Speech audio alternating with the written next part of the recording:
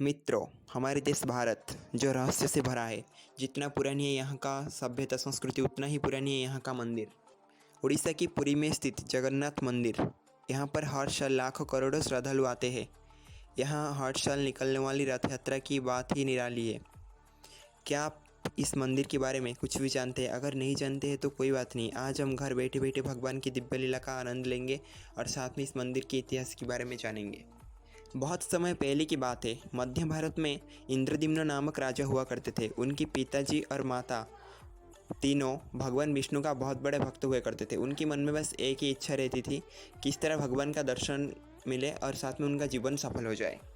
एक समय की बात है, राजा इंद्रद्युम्न की राजसभा पर एक महाज्ञानी ऋषि पहुँचे और वो पूछे, हे राजन, तुम भगवान विष्णु की बहुत बड़े उपासक हो, क्या तुम ओडिशा में पूजे जाने वाले भगवान विष्णु की दिव्य रूप नीलमाधव के बारे में जानते हो? तपस्वी के मुंह से ऐसी बात सुनकर राजा ने बोले, हे महात्मा, मैं तो इस विषय पर अभी तक अज्ञानी हूँ, कृपा करके बताइए।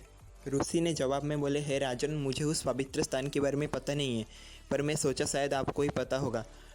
पर मुझे लगता है मेरा खोज यूँ ही जारी रहेगा। अगर आप चाहो तो मुझे इस खोज में सहायता कर सकते हो। उसके बाद ऋषि ने राजा से आज्ञा लिया और महल से प्रस्थान किया और राजा ने भी सम्मानपूर्वक उन्हें विदा किए। इधर जब ऋषि चले गए तब राजा ने अपनी मंत्री विद्यापति को बुलाए। बोले, हे विद्यापति, आप जाइए पता लगाइए उड़ीसा में कि भगवान की दिव्य प्रतिमा कहाँ पर है। राजा की आज्ञा मिलते ही विद्यापति उड़ीसा के लिए निकल गए और कुछ दिन की यात्रा के बाद वो उड़ीसा पर पहुँचे और उधर विशेष सूत्र से गुप्तचरों से पता चला कि साबर जनजाति के लोग भगवान विष्णु की एक रूप नीलमाधव को पूजा करते हैं। इसके बाद विद्यापति जाकर सबर कबीले की मुखिया यानी कि जो सरदार है विश्वावसु उनसे मिले, पर विश्वावसु ने उन्हें साफ साफ मना कर दिया कि वो भगवान से उन्हें नहीं मिलाएंगे। मतलब कि वो जगह में रहते हैं भगवान, उस जगह में जिस जगह में पूजा पाते हैं वो उन्हें लेकर नहीं जाएंगे। ये सुनते ही विद्यापति सोच में पड़ गए और कुछ दिन वहाँ रहने के बाद उन्हें पता चला कि साबर कबीले की जो मुखिया है वो ही अकेला ही जानते उस जगह के बारे में। वो खुद जाके पूजा करके आ जाते हैं, यानी कि वो किस गुम्फे में छुपा रखे हैं भगवान को। मुखिया विश्वावसु के ललिता नाम का एक कन्या था और विद्यापति कुछ दिन बाद एक दूसरे को प्रेम कर बैठे और कुछ दिन बाद उन दोनों का विवाह वैदिक रीति में संपन्न हुआ। विद्यापति अपनी पूरी नज़र विश्वावसु के ऊपर रखे थे। वो जब भी विश्वावसु पूजा करने जाते थे तब पीछे पीछे उनका विद्यापति जाते थे, पर हर बार वो नाकाम रहते थे, यानी कि वो जगह को पता ही नहीं कर पाते कौन सा गुम्फा में विश्वावसु ने छुपा रखे है भगवान को। विद्यापति ने अपनी पत्नी ललिता को कहे कि वो अपनी पिता से बोले कि वो विद्यापति को भगवान नीलमाधव का दर्शन किसी तरह करा दे। फिर देवी ललिता ने अपनी पत्नी धर्म का पालन करते हुए जाकर अपने पिता के पास विनती की। पुत्री की ऐसी बातें सुनकर पिता ने मना नहीं कर पाए और वो मुश्किल से राजी हो गए, पर इसके साथ उन्होंने कुछ शर्त रखे थे, जैसे कि जब विद्यापति को वो लेकर जाएंगे तब उनके आंखों में पट्टी बंधा होगा, फिर वो लेकर जाएंगे, नहीं तो नहीं। फिर मंत्री विद्यापति राजी हो गए इस बात पर। अगले दिन विश्वावसु विद्यापति की आंखों में पट्टी बांधकर उन्हें जंगली रास्ते में लेकर गए, पर मंत्री विद्यापति बहुत ही चतुर स्वभाव का थे।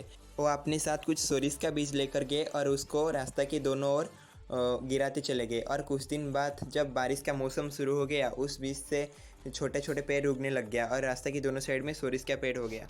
विद्यापति उस पेड़ की छोटे छोटे पेड़ की पीछा करते हुए वहाँ वही गुम्फा तक पहुँच गए और भगवान की मूर्ति को चोरी करके लेकर राजा इंद्रद्युम्न के पास पहुँचा दिए। जब अगले दिन विश्वावसु पूजा करने गए कि देखा भगवान अपनी जगह पर नहीं, तो बेचारा रोने लग गया। भक्त का दुख देखते हुए भगवान भी बहुत दुखी हो गए और वो अपनी जगह पर लौट आए। इधर राजा इंद्रद्युम्न को भगवान ने स्वप्नादेश किया और वो बोले एक दिन जरूर आएंगे, पर वो पहले भगवान के लिए एक भव्य मंदिर का निर्माण कीजिए। फिर राजा इंद्रद्युम्न ने ओडिशा के तट पर एक भव्य मंदिर का निर्माण किए। जब मंदिर का काम संपूर्ण हो गया तब दोबारा से राजा इंद्रद्युम्न को भगवान ने स्वप्नादेश किया और बताए, समुद्र में जो बड़ा लकड़ी तैर रहा है उसे लाओ और मेरी मूर्तियाँ बनवाओ। फिर राजा ने अपनी सेवकों को बोले, जाओ समुद्र में जो तैरता हुआ बड़ा लकड़ी को ले आओ। पर सारी सेवकों और सैनिकों ने मिलकर भी वो लकड़ी को थोड़ा सा भी हिला नहीं पाए।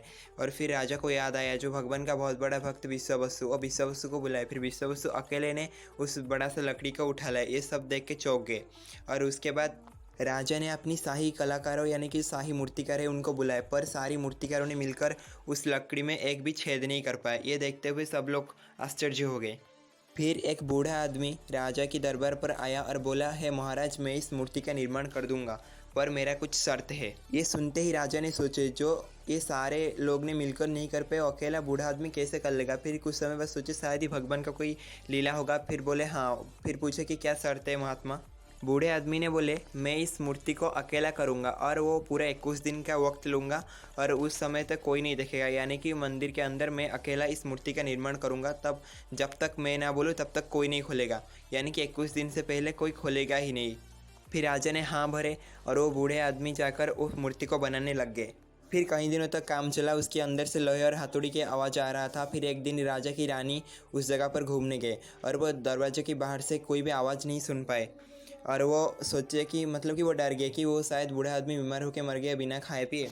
और वो बात जाकर राजा को सूचित किया और राजा ने ये सोचकर थोड़ा डर गए कि शायद ही कुछ हो सकता है।